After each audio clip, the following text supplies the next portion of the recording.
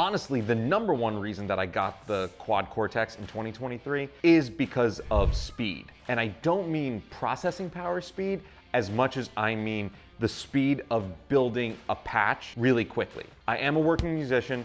I teach constantly, I'm playing live constantly, I do YouTube videos obviously, and I am a father. I have a 2-year-old and we have another baby on the way. So time is everything. When I got the HELIX, it was the top of the line technology. It was the new thing on the block. I still think it's awesome. I'm not getting rid of my HELIX. But at the time, that was the quickest way for you to build a tone. You know, and it's super simple. You plug in the HELIX to your laptop, and you build out a tone really quick, and it's so easy, right? You don't have to bend over anything.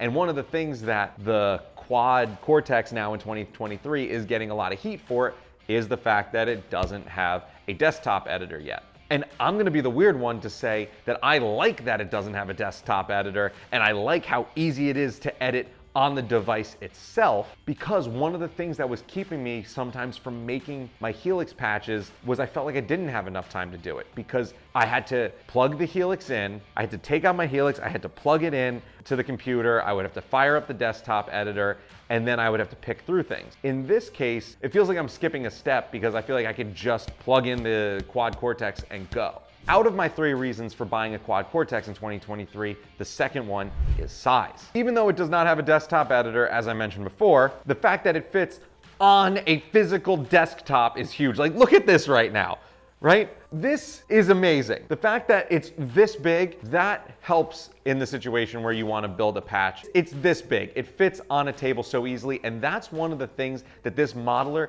has above all of them. I don't care if you run Kemper, I don't care if you run Axe-Fx, I don't care if you run the FM9, the FM3, whatever it is, this is the best bang for your buck size. Now, I'm gonna go back to HELIX for a second. I was dying to stay in the HELIX family. I want to stay with HELIX. I don't truly believe that any of these modelers are better than each other anymore. I just think they're all so different. I think there's a lot of apples to oranges that I'm now realizing, even though I really do like Neural's plugins, so I'm a little bit partial to the Neural sound. In this case, if you think about it, let's think about all the companies now. We have, Fractal has the Big Daddy Axe-Fx 3. That is a rack unit that you would need a separate pedal board for, and I really did not feel like having that much gear. The next level down is the FM9, which is somewhere around that big. It's as big as the HELIX, and it has no expression pedal, but a key element is that it's exactly half the power of the Axe-Fx 3. Great, still a great amount of power, but offering you something a little bit less. And then you have the FM3 that is exactly half the power of the FM9, which also works. There's a nice tier system there. In HELIX world, however, we have the HELIX rack, we have the HELIX floor and the HELIX LT that all share the same amount of power, and they're all rather large. Then the next option down to stay in the HELIX family is the HX Stomp and the HX Stomp XL,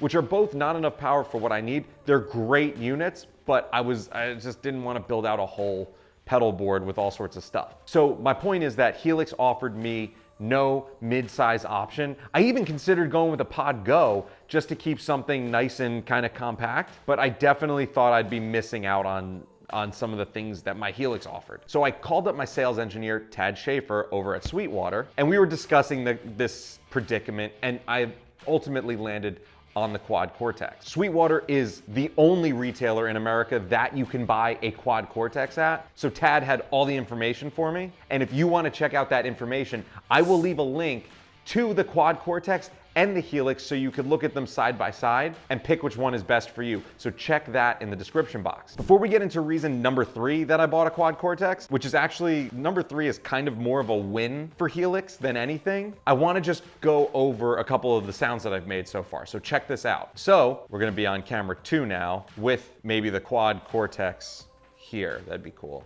Yeah. So now what you're hearing here is just the Quad Cortex directly into the camera. All you're hearing now is the Quad Cortex. There's no post effects whatsoever. You're hearing everything as I play it live. So check this out.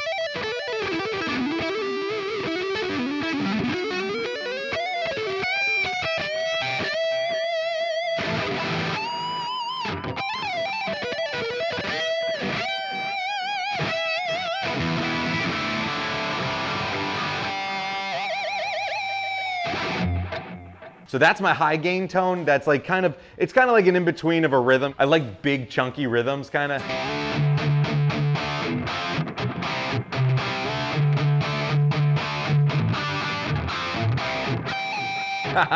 Whatever. At that point, what I do is, here, check this out on the Quad Cortex now, is what I'm doing is for channel B is all these settings like this, and all these white settings here, all the ones that are turned white change when I hit my lead tone. So I get a lot of extra gain. I get a boost in my master, treble, a little bit of mid boost, and some presence boost to get a little bit more of that bite, but I have that mid in there so that it like beefs up, you know, kind of like a John Petrucci kind of thing.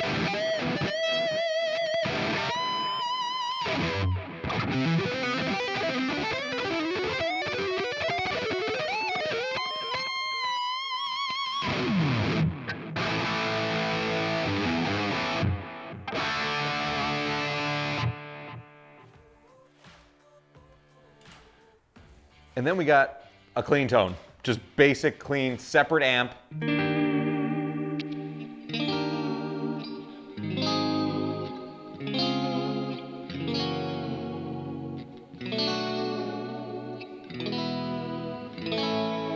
I love it.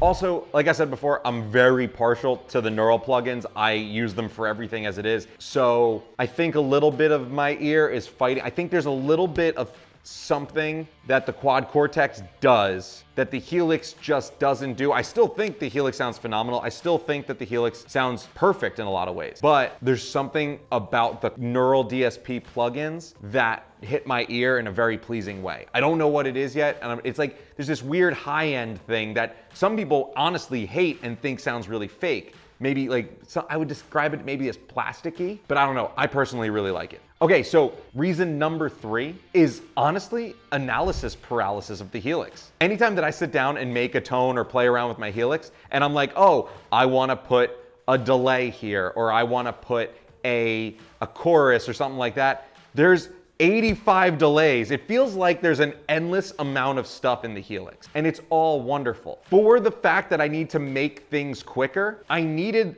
less options. I don't feel like the options in the Quad Cortex are limiting. Honestly, they have some really cool stuff. One of the underrated parts of the Quad Cortex is that they have like a JCM 900 model in there. And you never find, everyone always just, you know, all the modelers always do like a JCM 800. Or they do a Plexi, which are all great. When I hit on this clean, right? So this clean right now is the same thing, ready? But if I hit it into my full-blown humbucker,